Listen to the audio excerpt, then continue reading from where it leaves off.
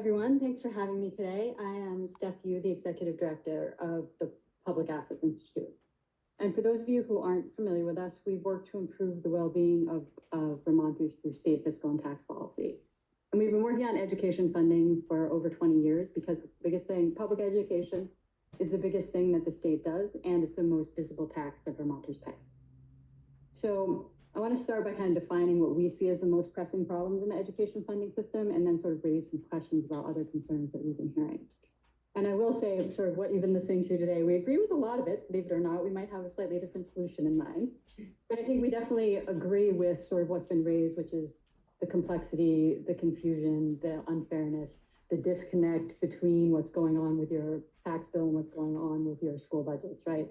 So I think we're all in agreement about that being a challenge, about that being a big challenge for Vermonters and confusing to interact with. But our main focus has always been on how we pay for schools. And we see two major problems with how we pay for schools now, with the current distribution of how we pay for schools. The first is that low and middle income Vermonters are paying more of their income in school taxes than the highest income Vermonters. And the second is that many moderate and middle income Vermonters are facing these tax cliffs. I think they've been referenced a little bit today, that cause these big tax jumps from one year to the next. And that's regardless of whether school spending goes up in their district or not, right? That happens no matter what if they cross these thresholds. So changes in how much we spend don't fix either of those problems. Vermonters support public schools and they want property tax relief. Both of those things can be true at the same time, right? We don't necessarily want cuts or school consolidation forced on communities, but we also don't want to keep a system where low and middle income Vermonters are subsidizing higher income taxpayers. And our plan, our proposal would address these concerns for Vermonters right away this year. So in our mind, the problem is the property tax part of the school funding system, right? It's causing these tax bills to spike, and it accounts for a lot of that disconnect that voters see between what they vote on town meeting day and then what happens to their tax bill. So we believe that we can provide immediate and permanent property tax relief now by essentially restoring and strengthening income sensitivity, and then ultimately moving to income-based school taxes. So the first problem is this: low and middle income Vermonters are paying more in school taxes than high income Vermonters.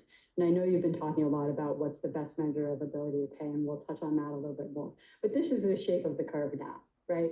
So on the low end, they're paying around 0.5% of their income in school taxes, while low and middle income Vermonters are paying 4, 5, 6 times as much of their income in school taxes. And this is data from 2017 because it's not something that the tax department provides every year or that JFO can do every year. But it's probably worse now because of changes in the thresholds, changes in property values. So just keep that in mind. Is that reflecting the credits applied? Right, so that's reflecting what the effective tax rate is, effective average tax rate by income level. So the second problem is this problem of what we're calling the tax cliffs, which is essentially that income sensitivity isn't working like it used to. We have these thresholds built into the system that cause these bills to spike, again, even when spending doesn't change. So you've been hearing this all day. A lot of Vermont resident homeowners are paying all or some of their school taxes based on their household income, which is the best reflection of their ability to pay. But we have these limits on these income-based taxes, so a whole lot of taxpayers are paying both an income-based portion and a property-based portion. And the property taxes really kick in when homeowners' incomes or the home values pass these certain thresholds. These thresholds have not been raised or adjusted for inflation in years. In fact, the state lowered the property value thresholds in 2018 to capture more moderate income taxpayers. And because incomes and property values keep growing while these thresholds stay fixed, more and more Vermonters are hitting these cliffs. And again, accelerated now because of the way property values have grown since the pandemic. But so you can see we have that $47,000 threshold. That's a circuit breaker. It's been mentioned that hasn't changed in 40 years at least. And that capture income capture contribution at 2% of your income. But then at the median home price, right, which was about $340,000, the median sale price last year. So at a $350,000 home, a family that crosses that $90,000 income threshold, was just $1 of income, they could see their property tax bill almost double. So grow by 70% from one year to the next. Again, regardless of what is happening with their school budgets, we see these big jumps, right? And that threshold, that $90,000 income threshold, hasn't changed in 17 years, since 2008. So there's a lot of things that are sort of out of whack, and I think that's been alluded to, that sort of as Vermonters' incomes and property values shift upward, more and more are falling into these cliffs and having this tax problem. So our proposal to address both of these problems is to update these thresholds immediately, which can be done this year to restore income sensitivity to what it used to be, and then ultimately move to income-based taxes for all primary homeowners in the state. Again, we agree that there's a lot of problems with the property tax credit, how it works now, and the complexity of it. And our solution is to focus on the income-based side of things. And by what it used to be, do you mean that like because of inflation, the brackets? People are getting smaller Okay. credits, and more people are hitting these cliffs and having these difficult credits. Yeah. So again, we can provide immediate relief by updating these thresholds right away. And the reason that we're focused on this particular piece is these are the people who are paying the largest share of their income in school taxes. Because of that intersection of the income and property piece, it means that they're paying 5, 6, 7% of their income in school taxes. That's the sort of moderate middle income compared to the lower income when there's more of a cap, more income sensitivity, and compared to the higher where it ends up being more like this 0.5% of their income in school taxes. So here's our proposal. Here's how it would work. We'd add a step to the circuit breaker to smooth that cliff again. Again, the people crossing that circuit breaker threshold are still primarily paying by income. There are very few people that have incomes under 90,000 and home values over 400,000 now, but we also know that as home values grow, that is a bit of a problem. So we'd add a step, move it to 60,000, put a 2.5% cap on that, or the town rate, whichever is lower, right? The rates in FY25 range from 2% to 3.3%. Across town. So that gives you a sense where that is. Then we'd update that $90,000 income threshold for inflation to about $130,000, and then the $400,000 cap on property value to $1 million. So that would potentially lower bills for 50,000 Vermont households. 28,000 would be protected from the cliffs, and we'd be expanding income sensitivity to 23,000. So again, we're sort of talking about, on that last side, we're talking about going back to just that income slide. So $1 in income wouldn't double your tax bill, right? It would cut many bills in half and can be done right away for FY26. And the governor said yesterday that he would provide some property tax relief in FY26. I know different iterations of the legislature have in the past provided property tax relief by sort of buying down the rate, whether it's through reserves or one-time funds or whatever that might look like. But what we're suggesting is that you really target that relief for the people who are paying the biggest share, the people that are hitting these cliffs, and really target that relief. And our best estimate of what this would cost to update these thresholds is about $50 to $60 million. So, Representative, Well, you have the house site value, 400,000.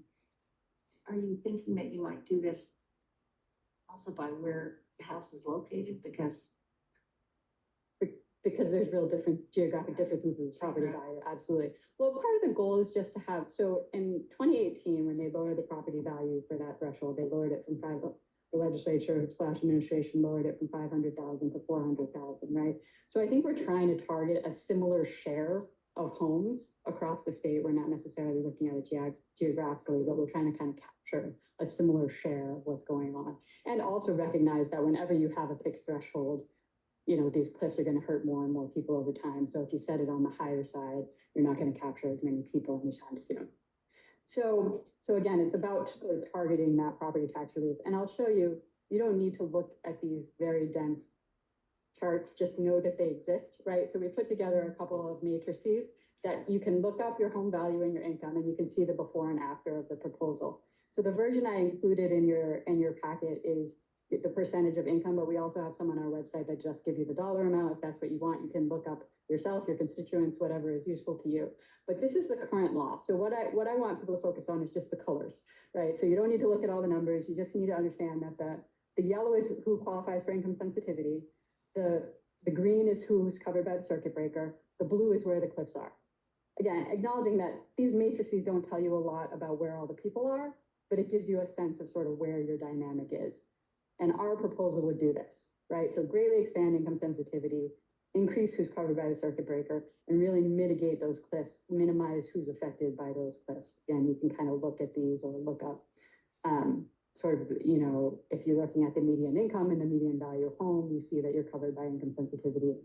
And that's how this works. Again, you don't need to look at all these numbers, just sort of recognize that we're expanding the colors of who qualifies for a lot of these things and who would avoid the cliffs. So, and then we'd ensure that the highest income Vermonters are paying their fair share permanently by expanding income-based school taxes to all primary homeowners, but that would take some time to implement. Currently, approximately 60% of income is not subject to school taxes, right? So the people who get income sensitivity represent about 40% of the income tax base, and 60% of the income tax base is not currently subject to school taxes. By definition, the way the system is supposed to work is that you pay the lower. So all the people who are paying only based on property value would be paying more if they were paying based on income.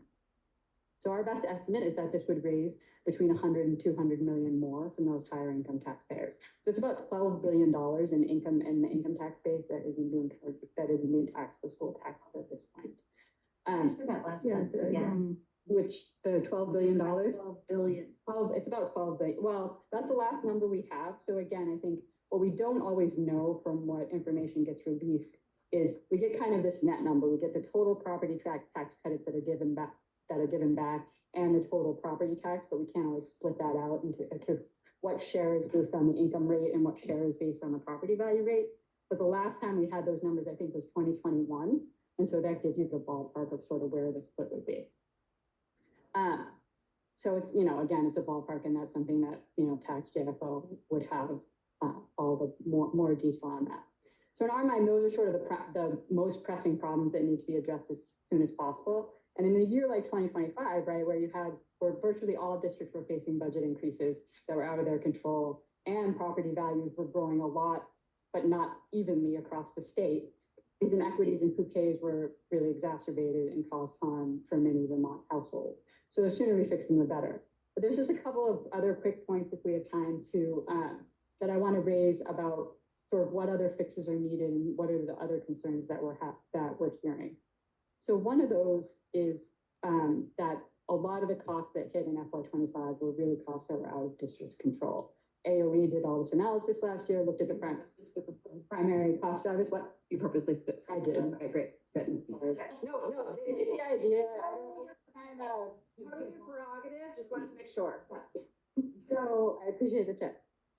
So those were the four cost drivers, right? Healthcare costs, inflation-related costs, and increasing demand for mental health care services for students, and of course, the loss of the COVID-era federal funds for schools. But mental health care providers and services are unevenly available around the state. This has been, I think this is, you know, this has been in the conversation. People understand this, that it's both a demand and supply problem, right? The demand for mental health care services for kids has gone up quite a bit, and they're not available in all parts of the state evenly. So that means that some schools are hiring their own specialists at higher cost to the districts than people in, you know, Northwest Vermont, where they can contract with local providers. It's a cheap way to get the services. They're sort of buying a la carte instead of having to have providers in-house. So you can see the demand. This is between 2022 and 2025, the demand quadrupled for mental health professionals on staff at schools. Again, none of these drivers would have been avoided with a different payment system, a different sort of infrastructure, you know, a different kind of map of blueprint of how the school system works. I would just say we should be a little careful with that, because there's new guidance out from the agency which says the school districts have to treat them as bundled services, not bundled rates. Sure. So there is a huge risk here that they'll pull it on the house and the state will lose the Medicaid match, just saying. Sure, and I get that. I think the point is just to demonstrate how uneven it is from district to district and the increasing demand, right? So those are the two things that I think are the main ways there, not necessarily that it belongs in the ed fund or this is the best way to do it, right? So then the next point is that even with these cost drivers, right, education spending has been flat for 20 years. So this is looking at education expenditures compared to the rest of the state budget, all adjusted for inflation, just keeping up with inflation on all fronts. So pretty flat for the state budget. You can see in the state appropriations this is all adjusted for inflation. When you include all funds, you do see the federal COVID increase in spending in that top line, but that education fund expenditure is flat. And over that same period, we're seeing increasing income and wealth inequality, and our tax policy isn't addressing that. And even per pupil spending, right, is growing less than 1% a year after adjusting for inflation. So just keeping up with inflation, education being a consistent share of the state's resources. I just want to personally thank you for inflation adjusting your numbers. This was one of my primary concerns with the Listen and Learn tone and the commission report. And if we aren't inflation adjusting, we really aren't looking at an accurate picture. So I want to personally thank you for doing that, especially over the last couple of years where it's been insane. I appreciate it. And that's the point, right? When inflation is high, then it does drive up a lot of these costs. And I will say, we did this by any number of inflation indexes. We did GDP, we did personal income, we did the New England regional numbers, and it all looks the same. It all looks this flat. Could you put healthcare costs on that? We have a version of that that's a few years old where you really see, I mean, you all, some of you may remember the alligator mouth charts, but where it has that look. But it's really hard to get those healthcare numbers. I mean, we certainly know that that's an increasing problem, and that's a problem. We know that Vermont has the highest premiums on the exchange. We know that Vermont's healthcare costs grew the highest of any state in the last year. And also, it's tough to kind of get an apples to apples there. But the next point I want to raise is that most students are falling into a narrow range of spending. 2/3 of students are in a pretty narrow range of per pupil spending. So the goal of Brigham was not to make sure that every district spent the same amount. The goal was to narrow the disparity between towns and to make sure that those disparities weren't driven by the wealth disparities from town to town, right? That wasn't the main dictator of what you spent in your town, while still providing districts with plenty of flexibility to make choices about their schools and to account for differences in what schools need. And that goal was achieved. We have less disparity from town to town than we had before 1997, and than many other states have. So in fact, we have this narrow band that most students are spending close to the average. This is FY25 numbers, and this is pure weighted pupil. So it's about, the average is about 13,000, and 2/3 of pupils are within 1,500 either direction of that. So between 11,500 and 14,500. So what we've achieved is that where a child lives matters much less here in Vermont. The disparity, again, narrow disparity than it was before and less tied to the wealth of the towns.